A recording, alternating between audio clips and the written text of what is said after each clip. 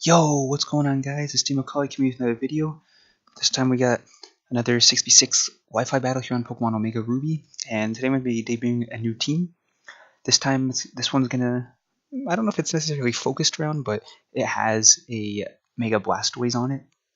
I was looking, the Mega Evolution teams have been centered around the Mega Evolution, like with Mega Medicham, it was centered around him and stuff. So this time around I decided, like, it's kind of difficult. I'll tell you, I wanted to make a defensive Mega Evolution, and it's difficult because most of them are offensive. Even Mega Blastoise is pretty offensive. He just got pretty nice defenses, so I could make him defensive. The only one that's more defensive than offensive is Mega Audino, which would be more of a double battle Pokemon, not a singles. So, just a team featuring or with Mega Blastoise on it.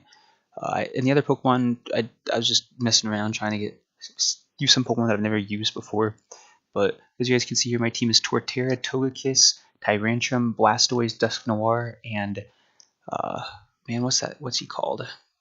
Wow, I can't believe my mind just went blank right there. Pyroar. And you can see my opponent's team there as well.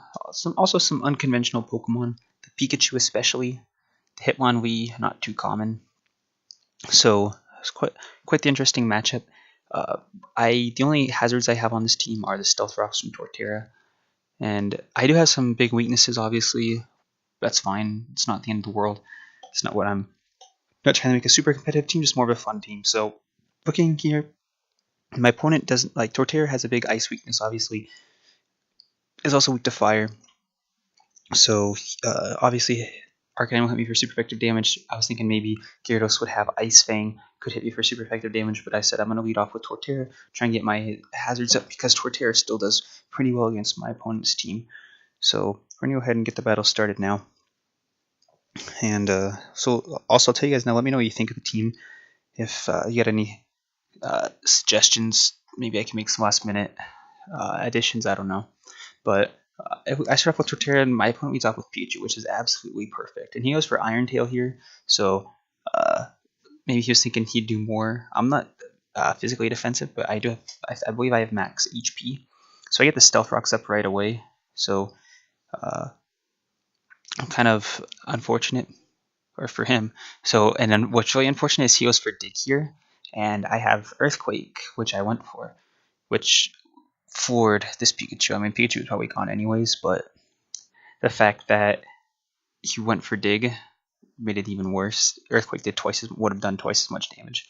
So he brings an Arcanine here, and so here I'm like, I don't know if I can survive, but I didn't really see the point of saving Torterra. Wouldn't have been too useful against anything else on his team except for the Arcanine right here, but Arcanine would have outsped me. So I got the Stealth Rocks up, which was the main thing I needed, and he took a bunch of damage from Flare Blitz right there. So he's already less than half, but he will get Leftovers Recovery, bring him just over half. So here I decided to bring in Tyrantrum, since I don't think he can, like, he might have, what's it called?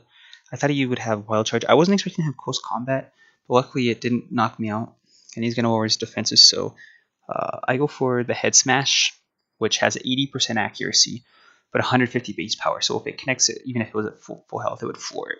So we do connect. We don't take any recoil because of my ability, but we will take a little bit from Life Orb. And my opponent's going to bring in the Gyarados right here. And Gyarados is only slightly faster. I think it, like, base speed, it's like just a few points higher. I remember I looked it up during the battle to see if I would outspeed this thing. And I am Jolly, but it depended on if my opponent was Jolly as well. But he's not, obviously. That's why I outsped right here. So I'm going to be able to pick up the knockout on Gyarados. So that's 2 knockouts right there for Tyrantrum. This thing's so strong. It's got low special defense, not too fast, but did really good. Here I'm just like, there's no point in saving this thing. One more attack and it's going to go down. So I just go for another Head Smash. Dragon Claw might have been better, but I just went for Head Smash. And I'm going to feint to Life Orb Recoil. So it's going to be a free switch in for us. And I decided to go into my... This is the only Pokemon I have named on my team, the Togekiss, the most skilled Pokemon in the game.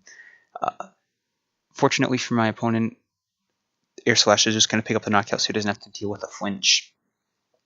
And my opponent's going to bring in Mawile. He had a ton of intimidate users. He had Arcanine, Mawile, Gyarados. So he just did not like the attack stats. So I'm gonna switch out here because I feel that the Iron Head's pretty obvious. So that's why I go into my Pyroar. But he Mega Evolves here. So we do see that this is his Mega. I think it was the only. Oh, Gyarados was the other Mega possibility. But here he goes for the Crunch, so he predicted the switch, which I guess he kind of had to do at this point since he's so far behind. So he does get the defense drop, but I was a little scared here. I mean, I couldn't really switch out, but I do get the Flamethrower off. He didn't have Sucker Punch, I guess. I guess he put Crunch on over Sucker Punch for whatever reason. It was going to be a free knockout. And we see the last Pokemon he has is Superior. So I don't expect to outspeed this thing, so there's no point in switching out. He shows off the hidden power. So I was like, is it super effective? No, it's just neutral. So I'm like, oh, well, that's great. He's got some sort of hidden power. It could be a lot of things. So the thing, at this point, it's pretty much over for him. I have Dusknoir. Another annoying Pokemon. So here he goes for Giga Drain. Fortunately for me, I don't have much HP. Dusknoir's base HP is really low. So we see he has Life Orb, and I just go for the Toxic so that pretty much his life would be on a timer. He wouldn't. I have like 4 Pokemon left, so he wouldn't be able to knock them all out without dying to Toxic, hopefully. So, fortunately, I also have Ice Punch on this thing, so I will be able to hit it for super effective damage. And so he's going to go for Leaf Storm here. I honestly would have thought that Leaf Storm would have been better turn 1 instead of Giga Drain, but because he needs to get that special attack up. So here I go for the Pain Split, which is perfect for me. It's going to bring me back just over half, and it's going to bring him down. So, pretty nice Pain Split. It was good. He did a lot of damage to me that turn. So I probably won't live another Giga Drain or whatever since he's at +2 now. But I go for Ice Punch anyway since Pain Split would have been pretty much pointless because if I got the Ice Punch off, he'd be low and Toxic would probably take him out. So Dusknoir faints, but does a lot of damage through Toxic and Pain Split.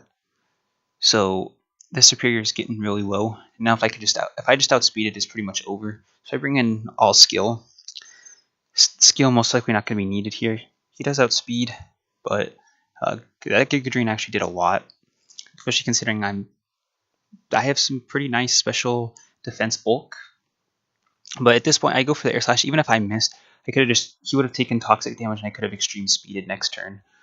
So there's the knockout. Superior was like Pokemon that gave me the most amount of trouble, but luckily Dusknoir was at full health, was able to put on the Toxic and stuff like that. So Blastoise didn't even hit the field since he didn't really have that good of a matchup against my opponent's team. He could have hit Arcanine for super effective damage, and that's about it. Since mine's got all Pulse moves: Aura Sphere, Water Pulse, Dark Pulse, and Dragon Pulse. So didn't get to hit the field in this battle, but a lot of the battles I've had, he's been pretty useful. He's so just I'll kind of go run down through my team really quick. Torterra is like bulky attacker, like max HP, max attack to set up Stealth Rocks and stuff. Togekiss doesn't need to. I don't need to tell you anything about Togekiss. Tyrantrum, good attack. Blastoise, physically defensive. Dusknoir, especially defensive. Even though they both got like pretty even defenses between defense and special defense, I just treat him a little bit more to get that off.